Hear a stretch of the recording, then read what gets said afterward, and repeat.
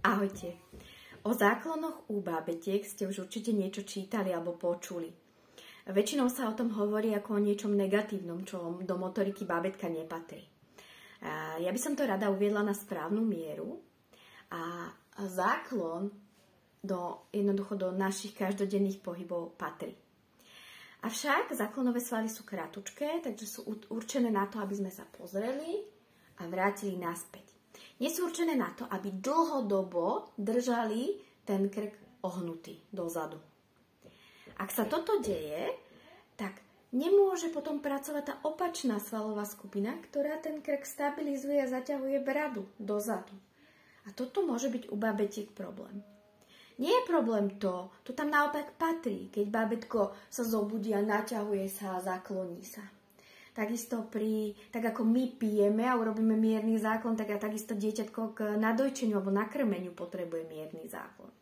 Ale ak na tom záklone robí každý jeden pohyb, a to znamená, že má taký val za krkom, že je stále zaklonený, taký faldík tam stále vidíte, tak automaticky vieme, že to dieťatko síce pozerá a s hlavičkou v záklone, ale nevie sa potom dobre oprieť na ručičky, pretože mu nevedia dobre pracovať ani medzi lopatkové svaly.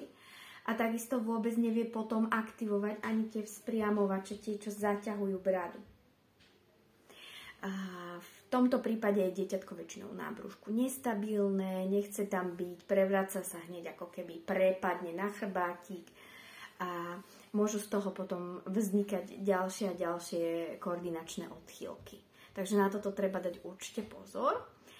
A veľa vecí vieme ovplyvniť aj my zvonka zmenou prostredia. Napríklad, treba si uvedomiť, keď sa bábätko v postielke zakláňa, že či za ním nie je nejaký zaujímavý obraz, ktorý ho priťahuje, hej, vizuálne. Alebo niečo počuje, nejaký stály šum, nejaký zvuk, čokoľvek, čo by ho tam mohlo ťahať a stále mu to provokovať ten záklon. Alebo či dvere, z ktorých prichádzame, nie sú za ním, že skôr treba k bábätku prichádzať od nožičiek, hej, zo spodu. Takisto, či kolotoč nemáte zavesený, alebo hrazdička, či nie je priamo nad očkami, vtedy im to provokuje ten záklon.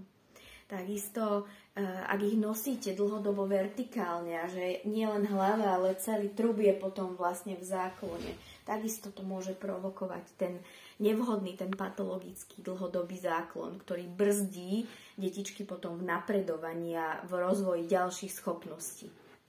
A ešte to môže byť pri dráždení krku, ako keď zdvíhame detičky a držíme ich za krk. Takisto im potom môžeme vlastne spôsobovať to, že tie záklonové svaly sa ako keby bránia tomu držaniu a jednoducho tam idú proti vám.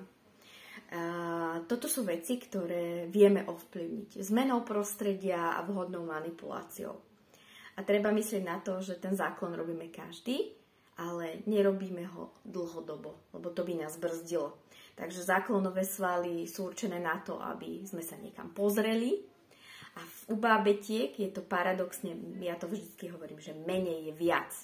To znamená, že ak bábätko má do tých 3 mesiacov, tak mu tie hračky ukladám horizontálne, nie vertikálne postaviť tú knižku, aby tam robilo veľký záklon a my sa potom tešíme z toho, že ako krásne drží hlavičku a potom si uvedomíme, že vlastne sme mu tým zabrzdili ďalšie aktivity, ktoré by tam mohol trénovať. Takže menej je viac u bábetiek do 3 mesiacov. Hej? Že treba držať hlavičku, ale netreba to ťahať do extrémnych záklonov. Tým deťom treba dávať podnety čo najviac z dola. Ahojte.